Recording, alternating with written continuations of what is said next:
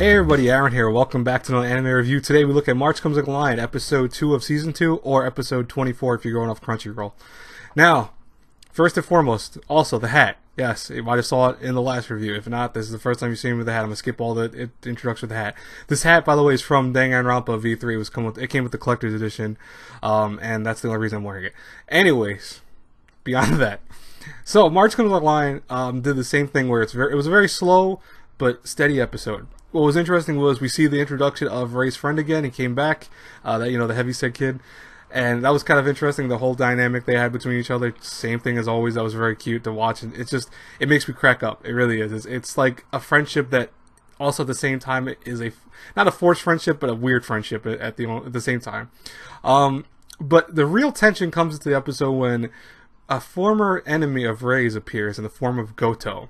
Now, as you guys may or may not remember from last season, Goto is another shogi player himself. He's actually currently dating Kyoko, who's Ray's adopted sister, but at the same time he's also married, which we do see his wife for the first time in the show this week's episode.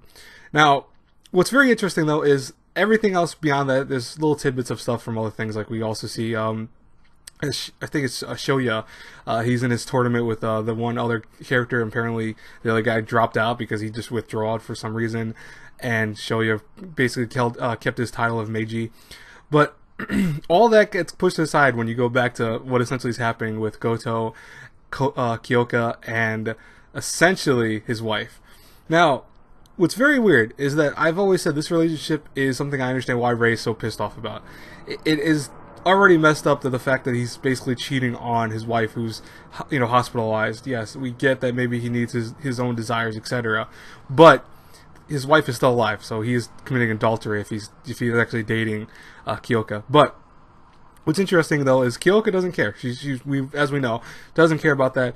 Even goes to his house, stays at his front of his door, and is somehow able to sneak her way into his apartment room.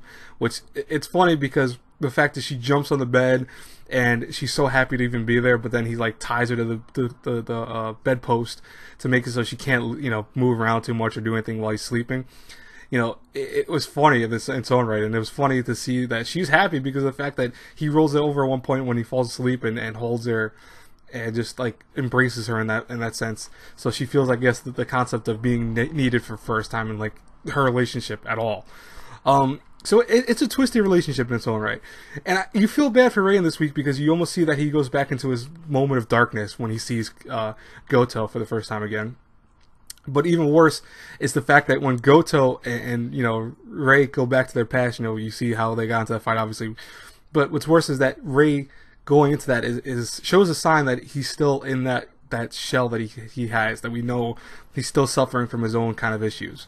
And he says even before he wanted to call Kyoka several times, but he's like, I don't know how I'd even talk to her. I don't even know what we talk about in general. So that was interesting in its own right. Anyways, I'm also hoping I'm saying her name right. I think it is Kyoka, but could be saying it wrong. Hopefully I'm not. If I am, don't worry. I'll correct it by next week.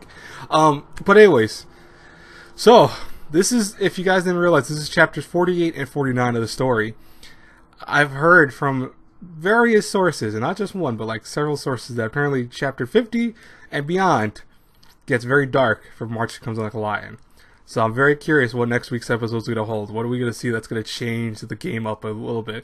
Because I think that's the reason why we've had such nice moments here for episode, for the first episode of season 2 and the second episode of season 2. But at the same time, they're making sure that you don't forget this is a drama show, and there's a lot of stuff that happens with the Ray. So I'm dead serious. I'm so curious what happens next week. I'm trying to think of what could happen, but I'm not even gonna say that any of those ideas are right. Anyways, I will talk to you guys later. I have several other reviews still coming out today, so hopefully I see you then. If not, God bless you all. Have a great, blessed day, everyone. Bye bye, everyone.